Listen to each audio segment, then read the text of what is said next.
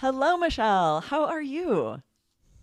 Hi, Aubrey. I'm good. How are you? I'm great. I have a question here for you.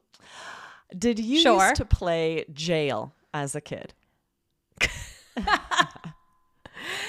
Yes, of course. I think it's always like, you're going to jail, you're going to jail. And even my kids now, it's always like, and he's in jail. I Yes, don't we know. did I this don't all know the why time. There kids was do like that. one of us was a Did you? cop and Yeah. they'd like arrest someone and take them to jail, kid jail, and they were just in there. Yeah. Yes, we did this a Yeah. lot. Oh my gosh. It's so funny how kids play the strangest games. But today we are going to answer a listener question from Samet, who asked this question. It may have been on YouTube. I'm actually not sure, but I'm going to read the question for us. It All says, right. "Hey, I'm Samet, and I've been listening to you for about a year from Istanbul, Turkey. So thank you for listening. I'm a big Yes. fan of your podcast. Oh, and you've become my best companion every morning while jogging. Thank you so much, Samet, for listening to us and enjoying the show. We really appreciate it. Yes, and for the question, So thank you everyone who sends us questions. It's amazing to have these yes, great questions to make really. good episodes. And Yeah. this is a really good one. Aubrey and I had to really think through this one. So he says, my question is this. Could you please explain the difference between the words accuse, allege, charge, and indict? Thank you. Woo! This is a Really good. really good, very advanced question. Yes, this is a great question. Would be very easy for lawyers and people who are working in courtrooms all the time, but for the average English speaker, they might have a difficult time just spouting off these definitions. So I'm excited to get into this today. Yeah. But I also want to give a quick Yes, shout out, Michelle. exactly. Today in our community, one of our amazing students, Kimberly Gallen, told us that she checked her Spotify Wrapped and she's one of the top 1% of listeners. She listened to All Ears English last year, 2,206 minutes. That's almost 37 Oh hours. my gosh. Amazing. And I know she's not the only one. Oh, A lot of you out there have, you are also in the top 1% of listeners. You listen to All Ears English faithfully, and we want to give you a shout out. You and Kimberly. Amazing. yes.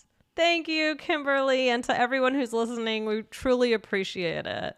So this is a really great question. So we're going to talk about these words and how they correlate to kind of the severity and the order which things happen. And we're going to talk through that. Before we get to it, though, make sure you hit follow wherever you're listening to the All Ears English podcast so you never miss anything from us, never miss any bonuses, never miss any words, never miss any idioms, never miss any of the fun. And guys, Lindsay will be back soon. So Aubrey and I are just having a little fun recording together today. Yes. Let's do it. So first one, accuse. Yes. So What do we this think? is the first thing that would happen, right? It's just to say that someone has done something bad. This can be both in or out of a courtroom or a legal situation. I could accuse you, Michelle, of being late, or right, it can be about very minor infractions, or you can be accused of committing a crime. Right, exactly. So there's no real evidence at this point, right? There's nothing formal. I mean, there could be evidence, but it's not like But formal not necessarily at this point. right. Right. Exactly. So, So anyone could accuse anyone of anything just on a hunch, on a guess. There's not necessarily evidence. Aubrey, I accuse you of being too nice. Oh, yeah. Well, guilty as charged. That's kind of a fun Guilty, yeah. expression we say if someone accuses you. Say guilty as charged, Guilty. meaning like, yep, I'm guilty of that. I'll take it. Guilty. Yes, exactly. So here's an example. He accused me of being rude to his mother. So this is not for the courtroom, Right. but Everyday also how you might conversations. hear it. Exactly. In relationships with couples, there are accusations often being thrown about, right? Oh, yeah. Or Yep. the lawyer accused the suspect of tampering with the evidence. So this is getting more serious, being accused of a crime. Right, exactly. So let's move on to allege. So just to give you spelling, allege. So that's to say that someone committed some sort of crime or bad deed, we'll say, but there's no official evidence yet, right? It's kind of like, Aubrey, when you say innocent until proven guilty, where it's alleged. We hear them talk about this on the news a lot. Like if you're listening to the news, you'll hear all the time like, oh, the alleged murderer will appear in court on Tuesday. So you might hear alleged or allegedly. Right. People will use this a lot in the news, on podcasts, to protect themselves. Because if there's, if you accuse someone of doing something that they have not been convicted for, it hasn't been proven, you could be sued for libel or for, ruining a reputation. So if we always add that alleged or allegedly, then we're protecting ourselves and sharing like this has not been proven. Right, exactly. So another example could be allegedly he stole 4 diamond necklaces. So it could be true, but it's not official. And so you're protecting yourself by saying that. But allegedly could also be used in more casual conversations. Well, I mean, I guess this isn't quite so casually, but here's a little role play. They're getting a divorce. Allegedly. I'm not sure yet. I use this a lot. If someone says like, oh, Mike said he'll for sure be on time, I'll say like, allegedly. Kind of a way of saying like, we'll see. I'll believe it when I see it. That's funny. That's really funny. Okay. Guys, we're going to go through the rest of these after the break. Okay. So yeah, we're really getting into these lawyer type terms, these legal terms. So the next one is indict. Now, Aubrey, how in the world do you spell this? Because it really seems silly to me. Yeah, I can imagine people mispronouncing this because it is not spelled as it's pronounced. It's spelled INDICT, but that C is silent, and it's almost as if there's an E at the end, indict. Yeah. And now we're getting into the terms that are more about legal proceedings, right? The only time someone would be indicted, an indictment, is dealing with the court. Like we would never in casual conversations say we indicted someone or, something like that. It's all about courtroom proceedings. Right, exactly. This is getting official. So, the prosecutor might say this. So basically there's an indictment and then a charge, which we'll get to. So the prosecutor does the accusing and then at some point the jury says, okay, let's move forward. There will be a case and they're being indicted. Exactly. So this is all about, is there enough evidence to charge to, if someone is indicted, if now we're realizing, okay, there is enough evidence to move forward. Otherwise, it would stay at that accuse phase and it would never get to an indictment. Right, exactly. Things are moving forward. Things are getting serious. And then leads us to charge. So this is formal. When you are charged, it means that it's going toward a criminal case, right, Aubrey? Exactly, right? So, for example, this morning, he was officially charged with embezzling funds from his company. So this is where we're realizing there is enough evidence for a court case. So someone is formally charged. They, of course, are not yet convicted. They are, at least in the United States, innocent until proven guilty. But when you are charged, this definitely has this very serious implication that there was enough evidence to charge you. Or here's another example. There are no grounds to charge him at this time. We need more evidence. So it's not getting official. We're kind of still building our case and seeing what can happen. And then, Aubrey, we wanted to add a final one for today. What is that? Yeah, so this is convict, right? You are charged, which means being formally accused before you are convicted or found guilty. And this is the verdict of a jury or a decision of a judge that is declaring someone guilty. So, for example, the jury decided to convict the executive of fraud after reviewing financial records. Yeah, exactly. So, I mean, as far as what you're going to hear the most in conversations, I would say alleged or allegedly accused. And then charged and indicted, I think that's going to happen more on the TV, on the news.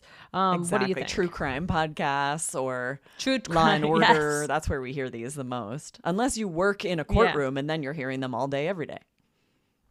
Yeah, exactly. And if our listeners are like, well, I am not a lawyer, this isn't important for me, what would you say to them? Because this is very important. Yes. I mean, you never know when you're going to end up needing to know the legal system and needing to understand the vocabulary. You know, we hope that you're never in that situation, but you never know. Like, I have had friends who all of a sudden found themselves in court defending themselves, even if they weren't guilty and they didn't feel like there was evidence. You just never know. So it's important to know. But also, we use some of these words conversationally. Like I was sharing that I'll say allegedly to be kind of funny about something, to be cheeky. So some of these words we do use in casual conversation as well.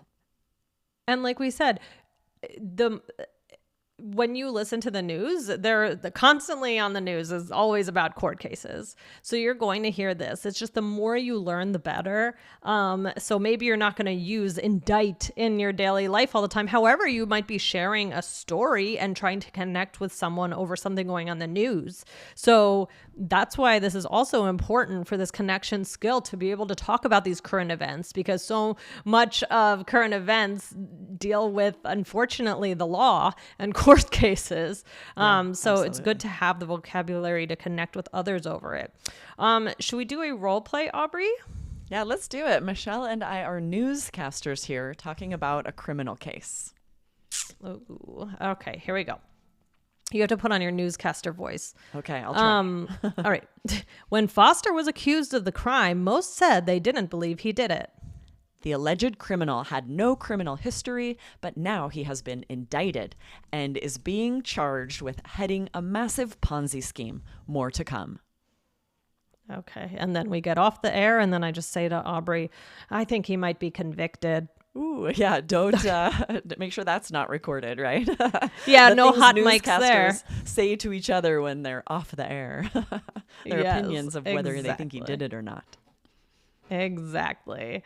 All right, so here we go. So I said when Foster was accused of the crime, most said they didn't believe it. So this is not really formal, right? This is just kind of that first step. He did this. Exactly. And this could be someone in the legal field accusing him. It could also be his colleagues, his boss, right? This is not formal. Anyone could make an accusation. And then I said the alleged criminal had no criminal history. So this is that careful wording being used by newscasters, commentators to say alleged, meaning they are accused, but there is no evidence, there's no proof, innocent until proven guilty. Exactly. And then you said, but now he has been indicted and is being charged with heading a massive Ponzi scheme.